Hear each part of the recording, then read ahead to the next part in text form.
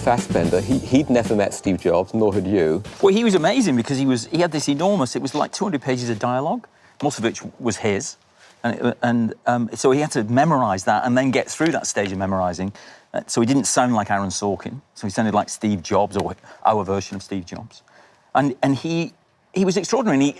There were two things that he did. One was which, and I don't know whether you guys do this, one was which he said, will you always shoot the rehearsal, always shoot it? And we did. And I would always do that now, forevermore. And the crew were like, especially the focus puller, because it wasn't practice, for professional reasons, it just wasn't practice. No. And it was incredible, because it lifts everybody. It's like they're on guard like that. And I mean, that was extraordinary. And I'd always do that now. And the other thing he taught me was that, because the big thing in it is Steve Jobs is fighting IBM at the beginning. And he said, do you know where the word HAL from 2001 comes, the great computer in 2001? We begin with Arthur C. Clarke. Our film begins with Arthur C. Clarke. And it comes from IBM, of course. Did you know this? IBM, HAL, they are the letters before IBM. Yeah. And that's where he got it from. That's where Arthur C. Clarke got it from. Yeah. Which I was just like, why didn't I know that?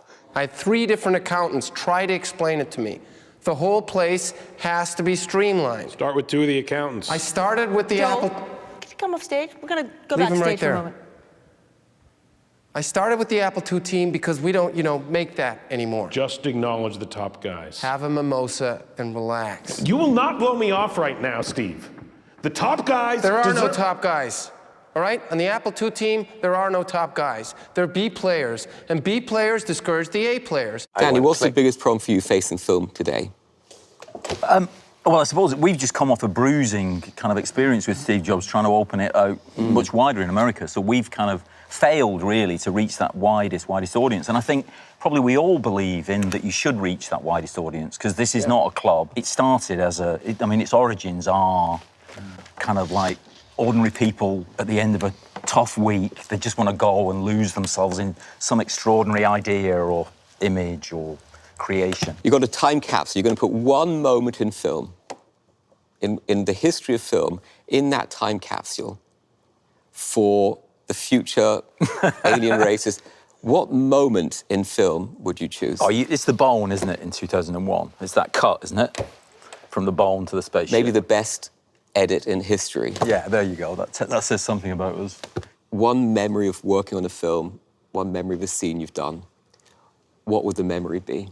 So we shot a scene in 28 Days Later that we never used, where they were driving around in a taxi cab through post-apocalyptic, zombie-eyed Britain, and they sang Hotel Yoba, the White Stripes song. So it would be that. And we never used it in the movie, but I'd remember that. I always wanted to do a musical.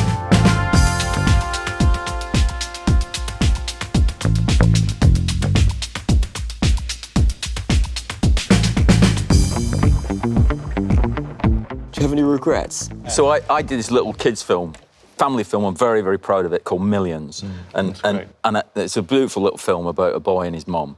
And there was a music at the end of it, and I'm a big Clash fan, and I all worked out it was going to have this Hitsville UK, it's called, one of the great Clash songs, was going to be at the end of the movie. And I was persuaded out of it by one of these music supervisor people, who pick tracks.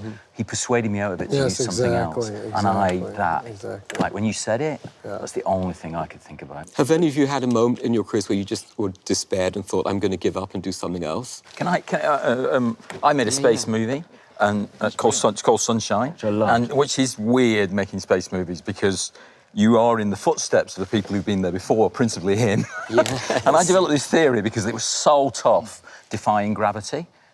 Just somehow actually things not having gravity is just impossible. And I despaired. And I remember thinking, and then when the film came out and I did all the publicity, I remember having this shtick where I said, I've looked at it, and no director who's ever been in space ever goes back to space unless he's got to do a sequel. And then he's defied it, of course, with Martian. And then he sits there and says it wasn't any problem at all.